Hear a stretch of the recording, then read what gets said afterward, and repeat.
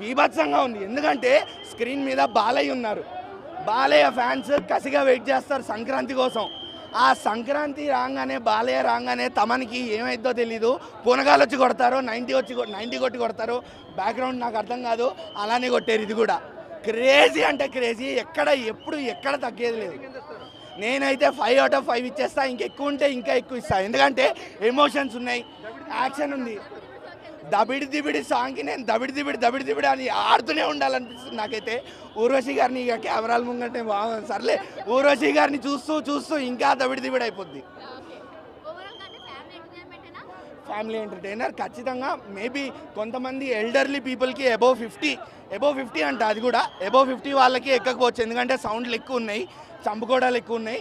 అది మనం అబోవ్ 50 వాళ్ళని కన్సిడర్ చేయొచ్చు అంతే. అంతకుమించి ఇంకా వల్గారిటీ కానీ ఓవర్ వైలెన్స్ కానీ ఎక్కడ ఏమీ లేదు. ఎంత నరుక్కోవడాలున్నా ఎంత చంపుకోవడాలున్నా మంచిగా సెన్సార్ చేసి చూపించారు కాబట్టి ఎక్కడ ఏ ప్రాబ్లం లేకుండా. ఇంతకుముందే ఒక పెద్ద ఆవిడ కూడా రివ్యూ ఇచ్చి వెళ్ళారు, ఆవిడకి కూడా నచ్చింది సినిమా. సో ఎక్కడ వల్గారిటీ అయితే ఏం లేదు సినిమాలో.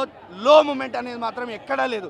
ఫస్ట్ హాఫ్ మొత్తం అసలు బీభత్సమైన fights, Balayya Babu screen presence, దానికి తగ్గట్టు తమన్ బీజిఎం.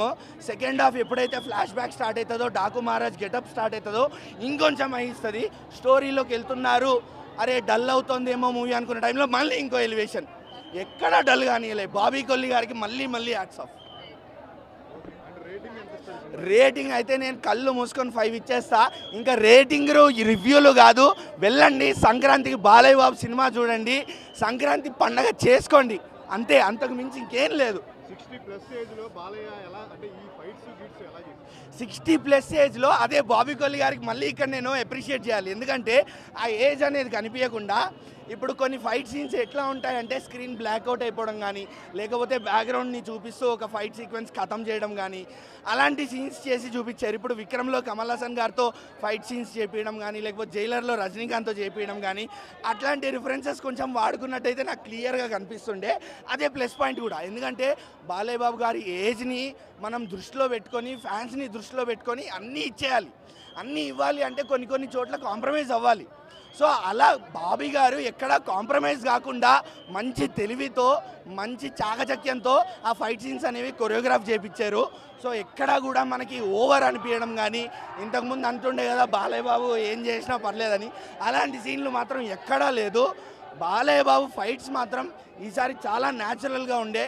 తమన్ గారి మ్యూజిక్తో ఇంకా బాగా వర్కౌట్ అయ్యేవి. అఖండాని మించిపోయింది, ఎందుకంటే అఖండ అనేది వేరే జానర్ సినిమా. ఇప్పుడు ఆ దేవుడి బ్యాక్గ్రౌండ్లో ఉన్నప్పుడు దేవుడి టైప్ ఆఫ్ మ్యూజిక్ కొట్టారు. ఇక్కడ ఈ డాకు మహారాజ్ అనేది ప్యూర్ వైలెంట్ మూవీ. ఇంకా నేను ఇంకేం మాట్లాడా, వైలెంట్ మూవీకి తగ్గట్టు ఒక క్రూరంగా వేటాడుతున్న అడవి సింహం అలాంటి మనిషి నడుచుకుంటూ వస్తుంటే ఎలాంటి మ్యూజిక్ మనం ఊహించుకుంటాం, ఎలా భయపడతాం, అలా మ్యూజిక్తో కూడా భయపెట్టాడు తమను. బాబీ డియోల్, అరే సారీ, అసలు బాబీ డియోల్ గారిని ఎలా మర్చిపోయింది నాకు అర్థం కావట్లే. యానిమల్ కాదు, యానిమల్ని తీసి పక్కన పడేయండి, నేను ఇట్లా జోబుల్లోంచి తీసి యానిమల్ని పక్కన పడేస్తా. డాకు మహారాజ్తో తెలుగు ఆడియన్స్కి బాబీ డియోల్ గారు గుర్తుండిపోతారు.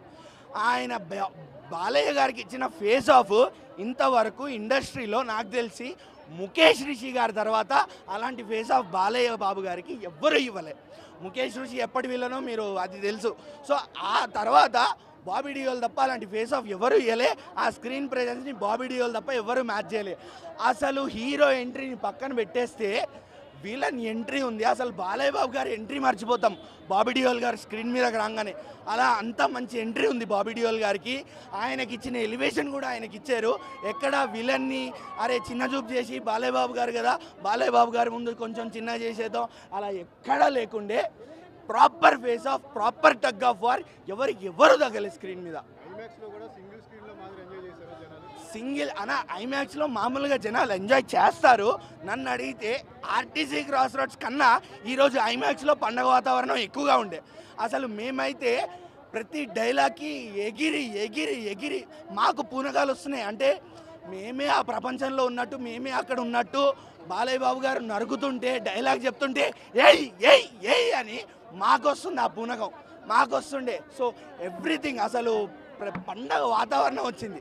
ఈ సినిమాకి మాత్రం డాకు మహారాజ్ మాత్రం బాబీ కొల్లి గారు మీకు హ్యాట్స్ ఆఫ్, తమన్ గారు హ్యాట్స్ ఆఫ్, బాలయ్య బాబు గారి గురించి చెప్పక్కర్లే, మళ్ళీ మళ్ళీ సంక్రాంతికి వచ్చి ప్రూవ్ చేసుకున్నారు.